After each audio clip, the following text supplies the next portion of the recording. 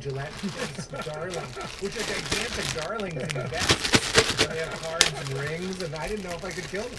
Well, you did. I did. But it came out wonderful. Good. Any trim we did wasn't for time or any sort of corporate reason. I have We discovered. made you shine. I have discovered since doing your show that a lot of people like it. Is that right? Yeah. I say to friends, you know, I did this Pete Holmes show. They go, oh, I loved it. Watch from the beginning. I loved it. Oh, that's great. Well, it's going to be fun to see because season 2 is when a show really kind of burrows into an audience. You know what I mean? Season 1, we're all a little nervous. Is this thing even coming back? It's like Band of Brothers when there's a new character. You're like, don't get attached to old Tex. He might get shot in the head, like in the next scene. Like you start distrustful. So now we're second season. People relax. The show relaxes. And the first episode is wonderful, and there was no other choice. I was like, I want someone to elegantly and beautifully describe not only atheism, but like a whole different world of this is enough. Now, Like a beautiful this is enough. you're all done with the season now, right? Yeah, we're done. You're all done. I just did the final mix this morning. That's why I'm usually better in the morning, like meaning more hyper. So you're gonna get a nice, relaxed, easy, Good. I'm easy fine chat. with that. Also, this is early morning for me. Is it really? Yeah. You're so showbiz. Let's start with showbiz. I'm in showbiz. I know, motherfucker. You're real showbiz. Let's talk about it. Is Pete- Look what I wrote. Showbiz. Here's on the paper. Here's what happened. Yes, buddy. A bunch of guys in the garment industry moved out to California, and they created a new kind of show business. But they brought with them their Garmento sensibilities, which is why people in LA get up at like 6 a.m. Now, of course, there's light involved. There is light.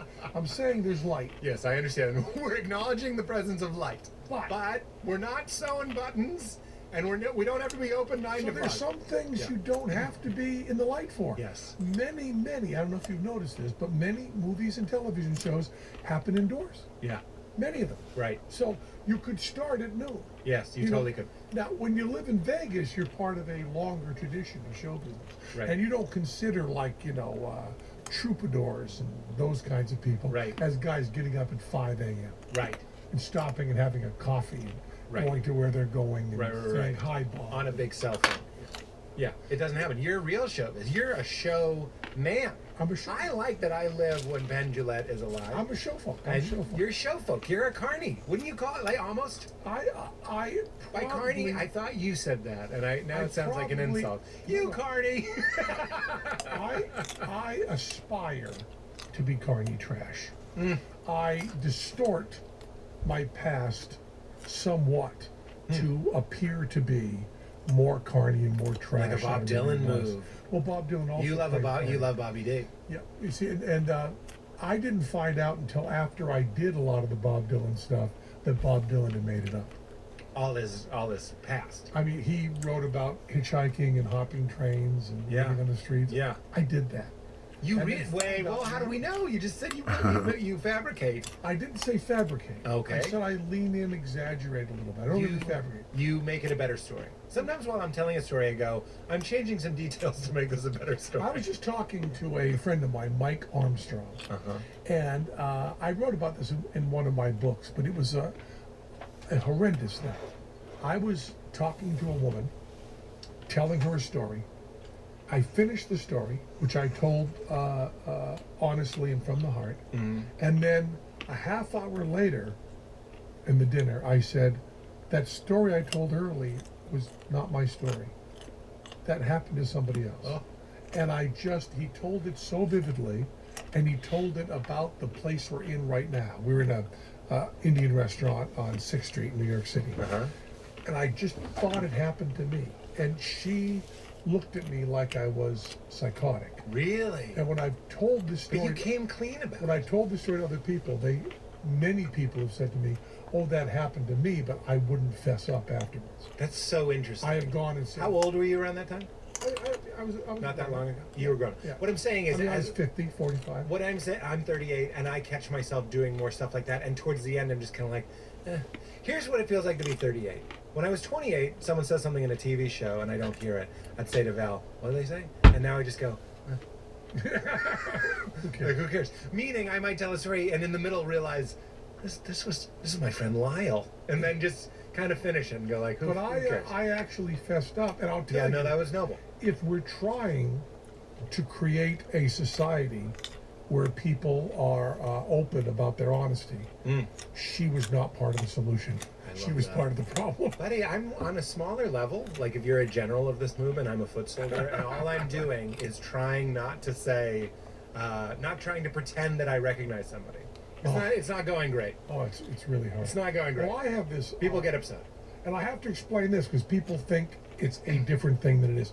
There is a dysfunction where you cannot recognize faces at all. I'm that guy. Okay, but I know what you're talking about. That's a a real thing. What's it called? I don't know. Because it's come up on this podcast before because we've talked about it in this context before. I don't have that. Yeah. But I have very bad visual recognition. When I was homeless. When you produce a woman from one trunk into the other, for a second, you're not sure if it's her. Exactly. You would love your act because you're like, is that her? Yeah. I found this so incredibly sexy. You know, there's sometimes you find something sexy and you just go, I wouldn't know I'd be into that. What was that? There is a problem that people think that a person disappearing from one place and appearing in another could be twins. And they think that because it usually is twins. Right. Or people that look very much alike. Right. So there was one act, and I think it was something in Ginger. But what they did, and someone did this on Fool Us too, is the woman came into the audience and handed a guy a Sharpie and said, sign. Sign me. Sign me. Wow. And a living playing card. Signed right across the midriff in big bold letters. Wow. And then she vanished and appeared somewhere else. And as I was watching that, I was going, well, this is a nice idea, and it's funny, and it's interesting, but what the fuck, it's really sexy. Oh, you didn't know that? Didn't know. That's interesting. That writing on people could be crazy sexy. Chris Gethard was on this show, and he got a colonic, which admittedly sounds a little bit more erotic because something's being put in your body. But he was like, I didn't know I wanted a colonic. Like, he found the whole thing kind of erotic. There's no reason to do those for help. You should only do those for entertainment. Bullshit. I'm just kidding. Exactly. So I did go about a year. What was it about the writing? By the way? I don't know. Because there's something ASMR about it. It's no. Like getting measured for a suit is kind of erotic to me. This had to do with some sort of weird BD control thing. That she was being objectified. Yeah, in some sort of... She was choosing to be objectified. Right. It was the part that I found so sexy when she said, use this pen and sign me. Totally. I'll join you, because I was raised Christian, as were you, and I really bought in hard that, like, to all the purity, the ethics of sexuality. So to this day, and I try actually, not really for a spiritual reason necessarily, to not look at pornography. I'm just not crazy about it. But if I do, and I do sometimes, one of the things that gets me off is that they did it. Yeah. You know what I'm saying? Yeah. I'm like, the power of that. You made pornography. Like, I was like, you were away. It's not hidden camera. Like, you got your makeup done and you like let this. You wanted. Part of me wants them to want to do it because that's sexy. That's you with the pen. That's all. Right on me. And I go, oh, as opposed to the nun and the tied up coat, the high coat, and like you can't see this woman's like, yeah, let's fucking dance. When you look at the pornography from the turn of the last century, there's a set of playing cards I have that are hardcore pornographic playing cards. Yeah. From like the 20s. Yeah. Talk about raising. And you just go, you just say, these people were yes, that too. These people are risking going to prison for the rest of their lives. Yes. To have pictures taken of them sucking cock. God bless you. I'm also going to tell you, I don't think the pastor at my church growing up was fired for having an affair. And I was like, I've said this many times, so I'll keep it brief. I'm saying it to you. I don't think there's better sex than guilty Christian sex. Oh, I disagree completely. No. Hear me out. Because I bet you have a great, and I just want to let the point be wrong. Okay. What I'm saying is, you're saying these people are risking prison. to be on a playing card. That's how much they love eroticism. Bravery. This guy thinks he's going to hell, Penn, and he had to have it. Wow, yeah. And he's fucking, and she's fucking, and everyone thinks, fuck prison, eternity. Right. This guy's in the business of telling people not to do it, she was he was not mentoring, but he was like her therapist, basically, like a counselor, and they fucked. Can you imagine? Well, you've just I said changed fucked it. like Mark Maron. Fucked. You've just changed it. Yeah, that's why I didn't think you were understanding, because I was saying the same thing as you. Yeah. What I like is the passion. Yes. What I don't like is the guilt. I'm with you. But passion and guilt, you have a story that has both in them. Yes, that's what I'm saying. and It's a you've strange spun it to cocktail. passion. It's a strange cocktail of like, we shouldn't be doing this. My wife cheated on me. I've actually thought about how great it must have been. I know that's strange, but it's my own story, so I can tell it however I want. I was this dopey guy going around eating rice checks, like not trying anymore, farting, and she's out like having this lurid affair. There's part of me that's kind of like, ooh, details. Why weren't you joining in? With the affair? Yeah. I was far from that. I don't even know if I'm there now. You should have been there, Joining in? with your iPhone, taking some video. A cuckold video? No, cuckold Me has the quality of you're a chump or a loser. Yeah. I think if you, once again, if you accepted it, it's not that she was signed against her will that I like. Yeah. It's that she said, Totally. sign me. So if Yeah. you were there going, I'd like to watch this. No, I know. That's not cuckold. But that wasn't it, so I was a cuckold. You know what I mean? Let's be clear. I want to be very clear about something. Good. I was a cuckold. Now, Because of my resistance. all of this is going to go all together. It's going to tie all together. Hit it. Everything. So when I was hitchhiking around, and I actually hopped a train. I did hop a train. I love you. I see you throwing the bag first with your long legs. Running gazelle like. First of all, I'll tell you, really scary. Really? Crazy scary. Yeah, not cute. Nothing good about it. Yes. And then I also will give advice to young people out there thinking about hopping a train. Try to have some idea where the train is going. That's funny. Yeah. I had no idea, and I had no idea where I ended up. This one's going in a loop-de-loop for 4 hours. It's a waste of time. No, mine was going directly from Montreal, as far as I could tell, due north for 6 hours without slowing down. Just into deep Canada? Yeah. Yikes. It's, there's like dragons there, Cold dragons. Cold, very, They breathe cold. kind of fire. And also, you realize at that point that I'm holding on to something, Yep. and if I let go, I die. So you're on the outside of the train. You're not running alongside. I was for a long time. Really? There was an open boxcar with a guy playing harmonica. Yeah, inside. named Soup. No, not Get in here, Penn. I have a story and a riddle. and he taught you magic. Yeah. This is good. Let's agree. We hate how do you feel about patter? Because Derek Delgadio, we were like, we don't like patter. Do you? What I'm saying is, this is a good story. I think all I do is patter. But we don't have like separate magic patter. What I'm saying is, great story. oh, yeah. I would be interested if you were like, one of the things I learned on a train is how to vanish completely. You know what I'm saying? Like, I'd be like, Oh, nice. Yes. And now here's a hippity hop rabbits. how ready we are to believe. You know what I'm saying? How badly we want you to be magic. I'm a magic fan. I think you know that. Yeah. So I'm like, And I never was. do it. I know. I don't understand why you got into magic, because you're charismatic, you're tall, you're good looking. What happened? What's going on? Not to say that people who do magic aren't those things, but like a lot, I know a lot of magicians. I love magicians. I see a lot of stilted guys, a lot of awkward guys, just like comedians, that like did it to like overcompensate for their lack of social finesse. You seem like a guy who should be like showing me how to make a new cocktail. There's a one-word answer. Hit it. Teller. Teller. That's what I've heard. I wanted to work with Teller. Why? Because Teller was, I love Teller, but was I the mean, most tell me why. was the most talented, interesting person I'd ever met. And how did you meet Todd Berry of the Magic World?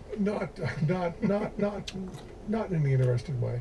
There was a guy at Amherst College who did very strange classical music concerts called the Otmar Scheck Memorial Society for the Preservation of Unusual Disgusting Music.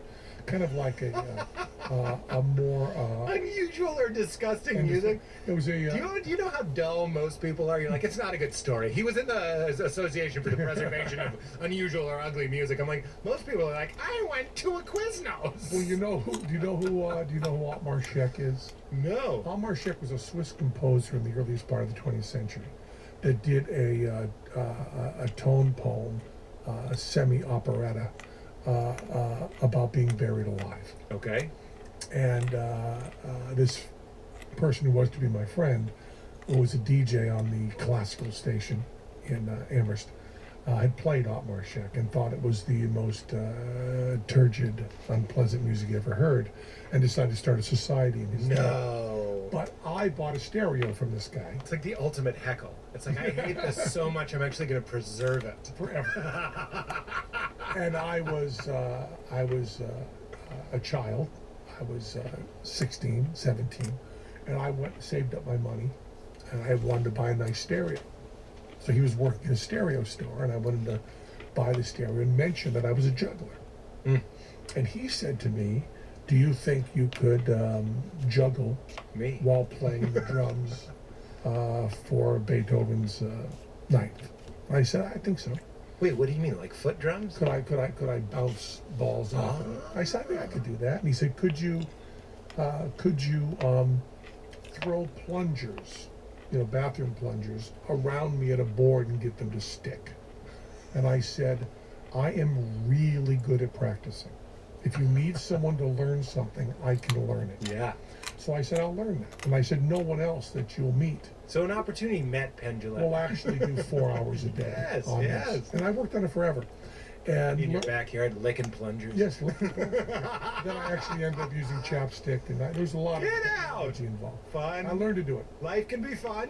And You then- can either be a normal guy or you can be in your backyard with chapstick and plungers. And then I showed up and did the show, and there was a Latin teacher from New Jersey who was pretending to be blind and reciting poetry and selling pencils outside the show.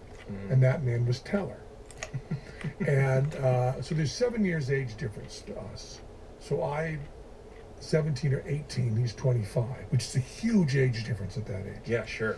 You can run a car. And we started talking about art, In my high school, no one did that. No one. Which high school is this?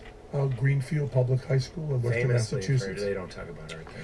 Well, Western Mass? it's just dead factory town. I'm just kidding. You know, But yeah, and- not a lot of that. And you'd laugh at things, but you wouldn't say, "How's that joke put together?" Interesting.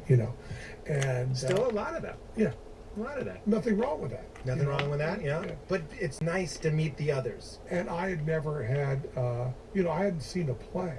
The first person I met in show business was me. So, You're fun. so I started talking to Teller, and also he like had a job. Yeah. You know what I mean? What was his job? He was a Latin teacher. I'm sorry. Excuse me. Yeah. High school Latin I forgot teacher. that. So he was teaching high school the whole time I was in it, different schools, and we started talking, and then he was interested in magic. He wasn't yet doing it. He was 25. He was 25. He was interested in magic. He had been since he was 5 years old. Oh. And he was the guy who was a teacher, Mr. Teller, and then Mr. Teller, every talent show, would do his magic act, and Mr. Teller would work at the library. There he and is. Mr. Teller always talked about magic, right? It'd make your late fee disappear. And I said to him, I don't like magic at all, because I think that the most important thing you can look for in life is truth, and magicians are just slopifying that. This is how a lot of people feel. Yeah. They're like people in the audience. They're And like, it's it's uninteresting. the Seinfeld bit. It's like, Yeah, yeah. and is this your card? You're an asshole. Yeah. Which, I don't know if you've seen my bit. My bit is the opposite, which is, we know it's fake. Fucking live. Like, enjoy. Well, Tell me what you got there. How I did had to have that explained to me. Did he? Yes. He did. Teller said to me that there was a way to do magic that didn't insult the audience and was honest. How did he know that? This seems pretty advanced even for now. Well, we were both fans of Amazing Randy. I'd gotten there with hate, and he'd gotten there through magic. You mean you got to Randy through hate? Yeah. Because Randy seems right up your alley. Yeah, Randy was everything to me. Amazing documentary for those not knowing who Amazing Randy is, called An Honest Liar. It seems like a movie The that whole- you would have whole made. title, yeah. Yeah. It's like the And it's perfect. indeed a movie I'm in. Yeah. But Ooh, we should talk about what is Tim's Vermeer? Tim's Vermeer. Another great movie. You're in a lot of great movies. well, thank you. Those are two of my favorite docs. Put the Aristocrats down. I That's don't like another that. I good. don't like that. You don't like the Aristocrats? I don't care for it. I'm just kidding. I'm totally joking. That would be great. No matter what you said, the third one, I would have broke the form and said I don't care for it. But I don't know which of these stories to finish. That should be the name of this podcast. I've never had a guest just so honestly call it out. Pete, I don't know which of these stories to finish because we're going all over and I love it. But I was in Chicago. Yes. And I'd been hitchhiking. And I was the age of a college student, although I had no higher education. And the University of Chicago does a lot of testing. And they had a little sign up that said, $5 an hour for psychological testing. So that was That was it. 3 hours of work would get me through the next 2 weeks. I wasn't eating much and I wasn't living anywhere. Wow. So I went in for it. And it ended up they were running just simply memory tests. And something really nutty happened, which was on visual memory, I scored low enough that I would be, I would need halfway house. Almost like special needs. I would be special needs. Yeah. Visually. Memory. Right. And my conceptual memory was rather high. Uh-huh. And to the point they thought that something was wrong with their testing. They'd never seen that disparity. Yeah. And so I found out a lot about myself. I mean, they could hold up. They gave you the results. That's kind of nice of them. Well, no, they didn't. Uh-huh. They said to me, would you come in and do more testing? Ah. Would you come in and do more testing? And then they you were said, like, hey. Then they said, because we think you're lying. We want to know how you're cheating us. Because they would hold up like a picture of a guy, like an 8x10. They would put it down. They would hold up 3 more pictures, and one of them was the person From before. I'd seen before in a different pose. Similar looking guy. Oh, different.